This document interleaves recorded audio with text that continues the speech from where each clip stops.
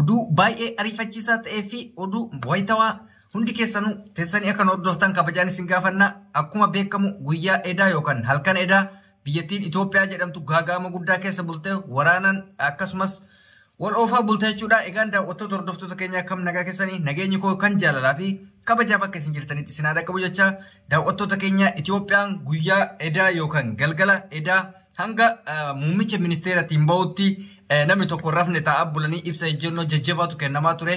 Waraana cimaa biyyattii hin diigama jedhametu adeemsifamaa ture jechuudha. Amma xumura qophii keetti teessanii akka hordoftan abdiin isin irraa qaba. Namoonni chaanaalii keenya faaraa taatan subscribe gochuun nu hordofaa isiniin jenna. Egaa maaltu ta'ame akkuma beekamu guyyaa galgala namoonni akka tasaa raftan yoo jiraattan halkan keessaa lafa sa'aatii tokkoo fi walakkaa yookaan hanga sa'a lama akka Itoophiyaatti sa'aatii 8 jechuudha. Humni biyyattiin hin qabdi jedhamu yookaan immootu iddoo qubannaa waraanni mootummaa kun yookaan Itoophiyaan hin qabdi jedhamee beekamu kan naannoo Tigraay keessatti argamu humna TPLFiitiin walitti bu'uudhaan waraanni cimaan mootummaa fi TPLF jidduutti adeemsifamaa buleedha jechuudha.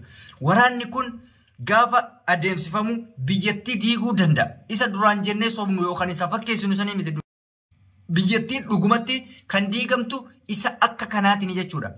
Waan isin dhibu keessa mootummaan yookaan muummichi ministeera Abiyyi Ahmad yeroo 5 ol ibsa ejjennoo kenne halkan tokko keessatti sa'a wal fakkaataa keessatti ibsa ejjennoo inni jalqabaa kenne lammaffaa barreeffamaan kenne sadi barreeffama afuraffaa barreeffamaan kenne isa shanaffaa irratti viidiyoodhaan laayivii kallattiidhaan qaamni mootummaa guututti kenne jechuudha. Miidiyaan Itoophiyaa tokkochi nafne. Maaliif dubbiin dubbii jiraachuu dhabuuti hanga masaraatitti kan deeme jechuudha. Waraanni hanga masaraatti deeme mafanqala mangistii yookaan immootu mootummaa fonqolchuudhaaf achitti gaame ibiddi yeroo san qabate hamma ammaatti boba'aa jira jechuudha. Konkolaataan lama kan ibidda san dhaamsuudhaaf achitti deeme konkolaattonni lamaanuu ni gubatan. Gubaa san keessa oolan jechuudha. Sababni isaa maaliif? Humnichi humna biyya diiguu fi biyya ijaaruuti waan ta'eef. Humnichi TPLF. Amma wanti isin beekuu qabdan waraanni dhahame kuni yookaan immoo kaampiin dhahame kuni kaampii akkamitti isin fakkaate? Kaampii biyyattiin yookaan Itoophiyaan tun yeroo mallas jiru san waggaa 28 biyya Tigraay keessatti dhaabbatee biyyattii tana rakkoon biyya alaa fakkeenyaaf biyya alaa osoo Itoophiyaan dhaabeere humni guddaan Itoophiyaan kaatee achi dhooftu bakka san ture. Humna guddaa san humna mootummaa kanaa kuffisuudhaaf TPLF yookaan mootummaan Tigraay dhaadannoo guyyaa kaleessa adeemsisan hojiirra oolchee jechuudha. Dhaayeetini hojii ofiitirra oolchee jira rukuteetini jechuudha. So biyyattiin gaagama guddaaf saaxilamuusi isa kanatu ibsaa jechuudha. Namoonni tokko akka qoosatti fudhachuu dandeessan ayinaaw nin beeka. Garuu dubbichi qoosaa miti. Biyyi Itoophiyaa jedhamtu isa kanaan diigamti. Oromoon maal gochuu qabaadha amma dubbiin? Oromoon wanta kana maal gochuu qabdi? Biyyattii diigamaa jirtu kana bira dhaabbatti moo haa teessatiniin ilaalti ka jedhurraa sirriitti beekuu qabna.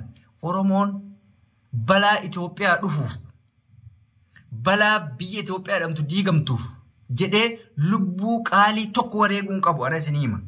Maaliif? Oromoon Itoophiyaadhaaf dhaabbattee yoo Itoophiyaa ijaartee iyyuu galatan qabduun beektan hundi keessanuu. Amma dura lola baadimmee irratti loloota adda addaa gizee xaaliyaan irratti kan wareegamaa ture kan wareegaa ture ilmaan Oromooti. Garuu seenan isaanii tokkochi ol hin baane mataan qaqqabame.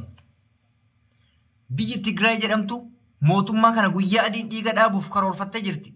Waan guyyaa kaleessaa dhaadataa oolan galgala hojiirra oolchanii jechuudha. Mootummaan haara fuudhanii masara mootummaatitti Abiyyiif bilbilame himame maree bar qubaan qabu inni. Qubuman qabu ani fakkeenyaaf akka dhuunfaa kiyyaatti taa'aa bule. Akka gaafa guyyaa Jawaar argitanii eeyidonni irraa haa ka'u jedhamee balaan bu'amaa ture san lolichi lola akkasii ture. Halkan miidiyaan Itoophiyaa tokkochi Shimallis Abdiisaa ibsa kennee, Taayyee Danda'a ibsa kennee, Abiyyi Ahmad ibsa gizee 5 kenne takkaa miti gizee 5 biyyattii tana dhaqqabaa maaloo bira dhaabbadhaa maaloo bira hojjedha jechaa ture. Maaliif? Sodaatamee jira dubbiin. Dubbiin xiyyaaraan warra kutuu ta'amaa jirti. Sinii gala maaliif? Tigraay kan barbaadu humna waraana guddaa san harka ofiitti galfachuudha. Mootummaanis humni biyyattiin qabdu isa waan taateef isatti rarra'a. Gidduu kanatti lubbuun guyyaa edaa bahe tokko lama miti. Waraanni kaampii tokko akka jirutti rashaname jechuudha. Garuu jecha kana mootummaan haa kaasu iyyuu malee ajandaa kana mootummaan haa kaasu iyyuu malee qaamni rukutamee hanga ammaa hin argine. Amma mootummaan Tigraay gammaa ibsan kennina waan isin ajaa'ibu keessa. Aktiivistoonni fi hayyoonni isaanii haa kennan malee mootummichi ibsan kennine maaliif yoo barbaadee waa akka taanaa miti jedhe.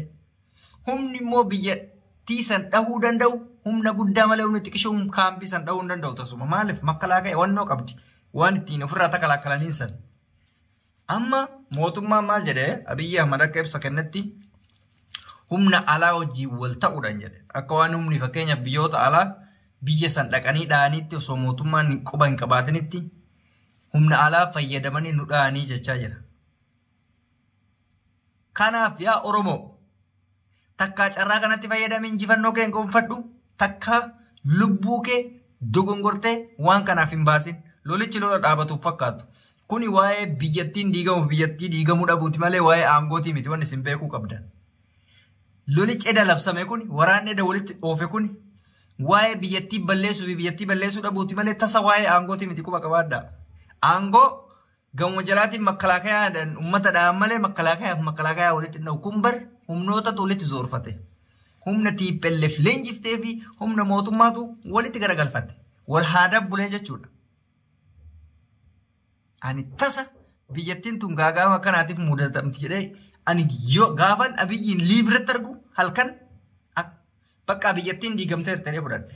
Diigamteerti kanuma bar diigamuun kabiraatii miti bar erga takka jalqabame waan akkanaa kun hin dhaabatu. Mootummaan amma mootummaan uummata Tigraay kadhataa bule waan isin gaarrabu keessa yaa uummata Tigraay biyya Itoophiyaa jedhamtu tana waliin qabna.